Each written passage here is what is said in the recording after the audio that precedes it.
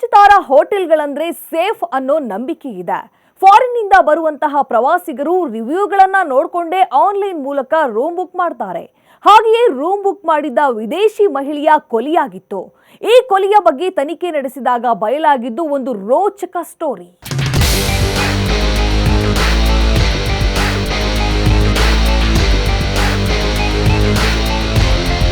ಬೆಂಗಳೂರು ಅನ್ನೋ ಕನಸಿನ ಊರಿಗೆ ಬರೋರ ಸಂಖ್ಯೆ ಕಡಿಮೆ ಏನೂ ಇಲ್ಲ. ವಿದೇಶಗಳಿಂದಲೂ ನೂರಾರು ಜನರು ಬೆಂಗಳೂರಿಗೆ ಬರ್ತಾರೆ. ಕೆಲವರು ಕೆಲಸಕ್ಕೆಂದು ಬರ್ತಾರೆ, ಮತ್ತೆ ಕೆಲವರು ಸಿಲಿಕಾನ್ ವ್ಯಾಲಿಯನ್ನ ಕಣ್ತುಂಬಿಕೊಳ್ಳಲು ಪ್ರವಾಸಕ್ಕೆ ಬರ್ತಾರೆ. ಹಾಗೆ ಪ್ರವಾಸಕ್ಕೆಂದು ಬಂದವರು ಉಜ್ಬೇಕಿಸ್ತಾನದ ಮಹಿಳೆ ಝರೀನಾ.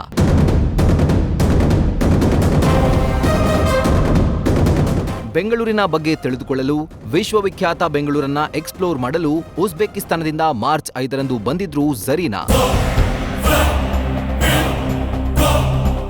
ಉಜ್ಬೇಕಿಸ್ತಾನದಿಂದ ಮಾರ್ಚ್ 4ರಂದು ನವದೆಹಲಿಗೆ ಬಂದಿದ್ದ ಝರೀನಾ ನಂತರ ಮಾರ್ಚ್ 5ರಂದು ಬೆಂಗಳೂರಿಗೆ ಬರ್ತಾರೆ. ಟೂರಿಸ್ಟ್ ವೀಸಾದಲ್ಲಿ ಬಂದಿದ್ದ ಝರೀನಾ ಸೋಲೋ ಟ್ರಿಪ್ ಮಾಡ್ತಾ ಇದ್ರು. ಅವರ ಉದ್ದೇಶ ಬೆಂಗಳೂರಿನ ಬಗ್ಗೆ ತಿಳಿದುಕೊಳ್ಳುವುದು, ಬೆಂಗಳೂರನ್ನ ಎಕ್ಸ್ಪ್ಲೋರ್ ಮಾಡೋದಾಗಿತ್ತು. ಅಂದುಕೊಂಡಂತೆ ಎಲ್ಲವೂ ಆಗಿತ್ತು. ಆದರೆ ಮಾರ್ಚ್ 13ರಂದು ನಡೆಯಬಾರದ ಘಟನೆ ನಡೆದು ಬಿಟ್ಟಿತ್ತು.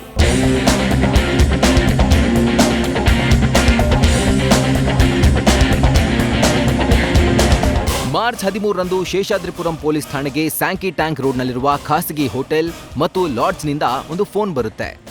ಹೋಟೆಲ್ನಲ್ಲಿ ಮಹಿಳೆಯೊಬ್ಬರು ಹತರಾಗಿದ್ದಾರೆ, ಬೇಗ ಬನ್ನಿ ಅಂತ ಮಾಹಿತಿ ಹೇಳ್ತಾರೆ. ಪೊಲೀಸರು ಸ್ಥಳಕ್ಕೆ ಹೋಗಿ ಪರಿಶೀಲನೆ ನಡೆಸಿದಾಗ 27 ವರ್ಷದ ಮಹಿಳೆ ಝರೀನಾ ಕೊಲೆಯಾಗಿರೋದು ಪತ್ತೆಯಾಗುತ್ತೆ.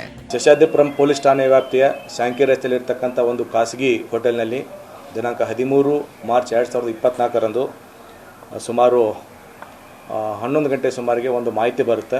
ಮಾಹಿತಿ ಏನಂತಂದರೆ, ಅವ್ರ ಹೋಟೆಲ್ನಲ್ಲಿ 2ನೇ ಫ್ಲೋರ್ ಇರತಕ್ಕಂಥ ಒಂದು ರೂಮ್ನಲ್ಲಿರ್ತಕ್ಕಂಥ ಉಜ್ಬೇಕಿಸ್ತಾನದ ಸುಮಾರು 27 ವರ್ಷ ವಯಸ್ಸಿನ ಝರೀನಾ ಎಂಬ ಏನು ಹೆಣ್ಮಗಳು ಮೃತಪಟ್ಟಿದ್ದ ಬಗ್ಗೆ ಒಂದು ಮಾಹಿತಿಯನ್ನು ಖಚಿತಪಡಿಸಿಕೊಂಡು ಏನು ನಮ್ಮ ಇನ್ಸ್ಪೆಕ್ಟರ್ ಮತ್ತು ACP ರವರು ಸ್ಥಳ ಪರಿಶೀಲನೆ ಮಾಡ್ತಾರೆ. ಸ್ಥಳಕ್ಕೆ ಭೇಟಿ ನೀಡಿ ಅಲ್ಲಿರ್ತಕ್ಕಂಥ ಎಲ್ಲ ಸಾಕ್ಷ್ಯಾಧಾರಗಳನ್ನು ಸಂಗ್ರಹಣೆಗೋಸ್ಕರ FSL ಟೀಮು, ಡಾಗ್ ಸ್ಕ್ವಾಡು ಮತ್ತು ನಮ್ಮ SOCO scene of crime officers ಟೀಮನ್ನು ಕರೆಸಿಕೊಂಡು ಕೂಲಂಕುಷವಾಗಿ ಪರಿಶೀಲನೆ ಮಾಡಲಾಗಿ ಸದರಿ ಏನು ಪ್ರಕರಣ ಕೊಲೆ ಪ್ರಕರಣ ಅಂತ ಹೇಳಿ ಅದನ್ನು ಖಚಿತಪಡಿಸಿಕೊಂಡು ಒಂದು ಪ್ರಕರಣವನ್ನು ದಾಖಲಿಸಿಕೊಂಡು ತನಿಖೆಯನ್ನು ಕೈಗೊಳ್ತೇವೆ.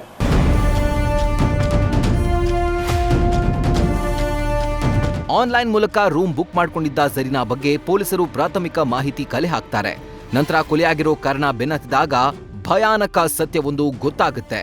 ಅದೇನೆಂದ್ರೆ, ಹೋಟೆಲ್ನ ಎಲ್ಲಾ ಸಿಬ್ಬಂದಿಯೂ ವಿಚಾರಣೆ ವೇಳೆ ಹಾಜರಾಗ್ತಾರೆ. ಆದ್ರೆ ಇಬ್ಬರು ಮಾತ್ರ ಮಿಸ್ಸಿಂಗ್ ಆಗಿರ್ತಾರೆ. CCTV ದೃಶ್ಯ ಪರಿಶೀಲನೆ ನಡೆಸಿದಾಗ ಆ ಇಬ್ಬರೇ ರೂಮ್ಗೆ ಹೋಗಿರುವುದು ಕೂಡ ತನಿಖೆಯಲ್ಲಿ ಗೊತ್ತಾಗುತ್ತೆ. ತನಿಖೆಯನ್ನು ಕೈಗೊಂಡಾಗ ನಮಗೆ ಅಲ್ಲಿ ಕೆಲಸ ಮಾಡ್ತಕ್ಕಂಥ ಎಲ್ಲ ಏನು ವರ್ಕರ್ಸ್ ಇರ್ತಾರೆ ಅವರನ್ನು ಕೂಲಂಕುಷವಾಗಿ ವಿಚಾರ ಮಾಡಲಾಗಿ ಇಬ್ಬರು ಮಿಸ್ಸಿಂಗ್ ಆಗಿರ್ತಾರೆ. ಆ ಮಿಸ್ಸಿಂಗ್ ಆಗಿರ್ತಕ್ಕಂಥ ಏನು ಕೆಲಸಗಾರರನ್ನು ನಾವು ಹುಡುಕಿಕೊಂಡು ಹೋದಾಗ ಅವರು ವಾಸಸ್ಥಳ ಆಗಿರ್ತಕ್ಕಂಥ ರೂಮ್ಸ್ ಕೊಟ್ಟಿರ್ತಾರೆ. ಆ ರೂಮ್ಸಲ್ಲಿ ಅವರು ಇರೋದಿಲ್ಲ. ಅವರ ಇರುವಿಕೆ ಬಗ್ಗೆ ಮಾಹಿತಿಯನ್ನು ಕಲಾಕಲಾಗಿ ಅವರು ಕೇರಳ ಕಡೆ ಹೋಗ್ತಾ ಇರ್ತಕ್ಕಂಥ ಮಾಹಿತಿ ಇರುತ್ತೆ. ನಮ್ಮೊಂದು ಟೀಮು ಕೇರಳಕ್ಕೆ ಹೋಗಿ ಅವರನ್ನು ದಸ್ತಗಿರಿ ಮಾಡಿ ವಶಕ್ಕೆ ಪಡೆದುಕೊಂಡು ನಿನ್ನೆ ದಿನ ಅವರನ್ನು ಕೂಲಂಕುಷವಾಗಿ ವಿಚಾರ ಮಾಡಲಾಗಿ ಅವರು ಕೊಲೆ ಮಾಡೋದಾಗಿ ಒಪ್ಪಿಕೊಂಡಿರ್ತಾರೆ. ಈ ಕೊಲೆ ಹಿನ್ನೆಲೆ ಏನಂತಂದರೆ, ಏನು ಈ ಇಬ್ಬರು ಆರೋಪಿತರು ಮೂಲತಃ ಇವರು ಅಸ್ಸಾಂದವರು. ಅಂದು ತಲೆಮರೆಸಿಕೊಂಡಿದ್ದ ಇಬ್ಬರು ಸಿಬ್ಬಂದಿ ಯಾರು ಅಂದ್ರೆ ರಾಬರ್ಟ್ ಮತ್ತು ಅಮೃತ್. ಇವರಿಬ್ಬರು ಅಸ್ಸಾಂ ರಾಜ್ಯದವರಾಗಿರ್ತಾರೆ. ಮಾರ್ಚ್ 13ರ ನಂತರ ಅಂದ್ರೆ ಕೊಲೆಯಾದ ನಂತರ ಇವರು ತಲೆಮರೆಸಿಕೊಂಡಿರ್ತಾರೆ. ಪೊಲೀಸರಿಗೆ ಇವರೇ ಕೊಲೆಗಾರರು ಅನ್ನೋದು ಕನ್ಫರ್ಮ್ ಆಗುತ್ತೆ. ಆನಂತರ ಇವರು ತಂಗಿದ್ದ ರೂಮ್ಗೆ ಹೋಗಿ ನೋಡಿದಾಗ ಅವರು ಅಲ್ಲಿ ಇರೋದೇ ಇಲ್ಲ. ಅವರು ಕೇರಳಕ್ಕೆ ಹೋಗಿರೋ ಮಾಹಿತಿ ಪೊಲೀಸರಿಗೆ ಲಭಿಸುತ್ತೆ. ಮೊಬೈಲ್ ನಂಬರ್ ಟ್ರ್ಯಾಕ್ ಮಾಡೋ ಮೂಲಕ ಆರೋಪಿಗಳನ್ನ ಪೊಲೀಸರು ಅರೆಸ್ಟ್ ಮಾಡ್ತಾರೆ. ಒಬ್ಬ 26 ವರ್ಷ ವಯಸ್ಸಿನವನು, ಇನ್ನೊಬ್ಬನು 22 ವರ್ಷ ವಯಸ್ಸಿನವನು. 22 ವರ್ಷ ವಯಸ್ಸಿನವನು ಸುಮಾರು 1 ತಿಂಗಳ ಹಿಂದೆ ಈ ಹೋಟೆಲಿಗೆ ಬಂದು ಕೆಲಸ ಮಾಡ್ತಾ ಇರ್ತಾನೆ. ಅದೇ ರೀತಿ ಇನ್ನೊಬ್ಬನು ಕೂಡ ಸುಮಾರು 10 ದಿನಗಳ ಹಿಂದೆ ಈ ಹೋಟೆಲ್ಗೆ ಬಂದು ಕೆಲಸ ಮಾಡ್ತಾ ಇರ್ತಾರೆ. ಈ ಕೆಲಸ ಮಾಡೋ ಸಂದರ್ಭದಲ್ಲಿ ಏನು ಒಬ್ಬ 1 ತಿಂಗಳಿಂದ ಬಂದಿರತಕ್ಕಂಥ ಏನು ಆರೋಪಿ ರೂಮಲ್ಲಿ ಕ್ಲೀನ್ ಮಾಡ್ತಾ ಇರ್ಬೇಕಾದ್ರೆ ಮತ್ತು ಅವಳು ಪೇಮೆಂಟ್ ಮಾಡಿರ್ತಾಳೆ. ಒಂದು ದಿನ ಬಿಲ್ಲನ್ನು ಪೇಮೆಂಟ್ ಮಾಡ್ಬೇಕಾದ್ರೆ ಅಲ್ಲಿರ್ತಕ್ಕಂಥ ಪರ್ಸನ್ನು ನೋಡ್ತಾನೆ. ಅವಳಲ್ಲಿ ಭಾಳಷ್ಟು ಹಣ ಇರ್ಬೋದು ಮತ್ತು ವಿದೇಶಿ ಮಹಿಳೆ ಆಗಿದ್ದರಿಂದ ಅವಳ ಹತ್ರ ಇನ್ನೂ ಬೇರೆ ಬೇರೆ ಕರೆನ್ಸಿಗಳಿರ್ಬೋದು ಅಂತ ಹೇಳ್ಬಿಟ್ಟು ಅದನ್ನು ಹೆಂಗಾದ್ರೂ ಮಾಡಿ ನಾವು ದರೋಡೆ ಮಾಡ್ಬೇಕಂತ ಹೇಳ್ಬಿಟ್ಟು ಪ್ಲ್ಯಾನ್ ಮಾಡ್ತಾರೆ. ಆ ಪ್ಲ್ಯಾನನ್ನು ಹೋಗಿ ಇನ್ನೊಬ್ಬ ಆರೋಪಿಗೆ ಅವನು ತಿಳಿಸ್ತಾನೆ.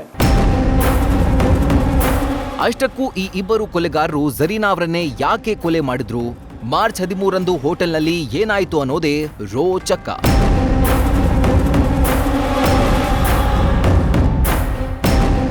ಅಂದಹಾಗೆ ರಾಬರ್ಟ್ ಮತ್ತು ಅಮೃತ್ ಇವರಿಬ್ರು criminal minded.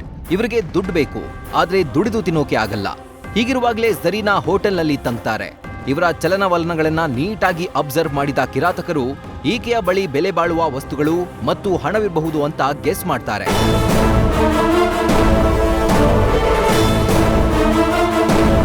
March 13ರಂದು tap repair ಇದೆ ಅನ್ನೋ ನೆಪ ಹೇಳಿ ಝರೀನಾ ರೂಮ್ಗೆ ಹೋಗ್ತಾರೆ. ದೊಡ್ಡ ಬ್ಯಾಗ್ ಇದ್ದ ಕಾರಣ ಜಾಸ್ತಿ ಹಣ ಇರಬಹುದು ಎಂದು ಊಹಿಸ್ತಾರೆ. ಬಾತ್ರೂಮ್ಗೆ ಹೋಗೋ ನಾಟಕವಾಡಿದ ಇವರು ಬ್ಯಾಗ್ಗೆ ಕೈ ಹಾಕ್ತಾರೆ. ವಸ್ತುಗಳನ್ನ ಕೊಡುವಂತೆ ಬೆದರಿಕೆ ಹಾಕ್ತಾರೆ. ಯಾವಾಗ ಝರೀನಾ ಸಿಡಿದೇಳ್ತಾಳೋ ಆಗ ಇವರಿಬ್ರು ದಿಂಬಿನ ಮೂಲಕ ಉಸಿರುಗಟ್ಟಿಸಿ ಕೊಲೆಗೈತಾರೆ. 13ನೇ ತಾರೀಕು ರಾತ್ರಿ ಸುಮಾರು 8:30 ಸುಮಾರಿನಲ್ಲಿ ಇವರು ಆ ರೂಮ್ನಲ್ಲಿರ್ತಕ್ಕಂಥ ಏನು ಈ ವಿದೇಶಿ ಮಹಿಳೆ ವಾಸ ಮಾಡ್ತಕ್ಕಂಥ ರೂಮ್ನಲ್ಲಿ ಟ್ಯಾಪಲ್ಲಿ ನೀರು ಸೋರ್ತಾ ಇರೋ ಹಿನ್ನೆಲೆಯಲ್ಲಿ ಅದನ್ನು ಸರಿ ಮಾಡ್ಬೇಕಂತ ಹೇಳಿ ವೈಟ್ ಸಿಮೆಂಟ್ ತೊಗೊಂಡು ಒಳಗಡೆ ಹೋಗ್ತಾರೆ. ಇದರೊಂದು ಪ್ರಿಟೆಕ್ಸ್ಟಲ್ಲಿ ಒಳಗಡೆ ಹೋಗಿ ಅಲ್ಲಿರ್ತಕ್ಕಂಥ ಮಹಿಳೆಗೆ ಅದನ್ನು ಹಣ ದೋಚು ಮಾಡೋಕ್ಕೆ ಟ್ರೈ ಮಾಡ್ತಾರೆ. ಆವಾಗ ಅವಳು ರೆಜಿಸ್ಟ್ ಮಾಡ್ತಾಳೆ. ರೆಜಿಸ್ಟ್ ಮಾಡಿದ ಹಿನ್ನೆಲೆಯಲ್ಲಿ ಅವಳ ಒಂದು ಪಿಲ್ಲೋ ಕವರನ್ನು ತೆಗೆದುಕೊಂಡು ಹೋಗಿ ಮೂಗಿನ ಮೇಲೆ ಇಟ್ಟು ಸ್ಮಾದ್ರಿಂಗ್ ಮಾಡಿಬಿಟ್ಟು ಉಸಿರುಗಟ್ಟಿಸಿ ಮಹಿಳೆನ ಕೊಲೆ ಮಾಡ್ತಾರೆ. ಕೊಲೆ ಮಾಡಿ ಅಲ್ಲಿರ್ತಕ್ಕಂಥ ವ್ಯಾಲ್ಯೂಬಲ್ ವಸ್ತುಗಳಾಗಿರ್ತಕ್ಕಂಥ ಮೊಬೈಲ್ ಫೋನ್ ಮತ್ತು ಏನು ಹಣವನ್ನು ತೆಗೆದುಕೊಂಡು ಅವರು ಮತ್ತೆ ವಾಪಸ್ಸು ರೂಮಿಗೆ ಬಂದು ರೂಮಿನಿಂದ ರಾತ್ರಿ ಮೆಜೆಸ್ಟಿಕ್ ಬಸ್ ಸ್ಟ್ಯಾಂಡಲ್ಲಿ ಬಸ್ ಮೂಲಕ ಕೇರಳ ಕಡೆ ಪ್ರಯಾಣ ಮಾಡ್ತಾ ಇರ್ತಾರೆ. ದುಡ್ಡಿನ ಆಸೆಗೆ ಕೊಲೆ ಮಾಡಿ ಎಸ್ಕೇಪ್ ಆಗಿದ್ದವರನ್ನ 24 ಗಂಟೆಯಲ್ಲಿ ಶೇಷಾದ್ರಿಪುರಂ ಪೊಲೀಸರು ಬಂಧಿಸಿದ್ದಾರೆ. ಬೆಂಗಳೂರಿನಿಂದ ಕೇರಳಕ್ಕೆ ಹೋಗಿ ತಲೆಮರೆಸಿಕೊಂಡಿದ್ದ ಆರೋಪಿಗಳನ್ನ ಪೊಲೀಸರು ಅಲ್ಲಿಗೆ ಹೋಗಿಯೇ ಅರೆಸ್ಟ್ ಮಾಡಿದ್ದಾರೆ.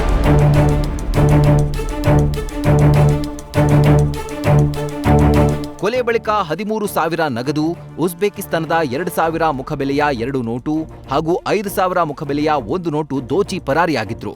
ಪೊಲೀಸ್ ಕಸ್ಟಡಿಯಲ್ಲಿರೋ ಆರೋಪಿಗಳಿಂದ ಹೆಚ್ಚಿನ ಮಾಹಿತಿ ಕಲೆ ಹಾಕಲಾಗ್ತಿದೆ.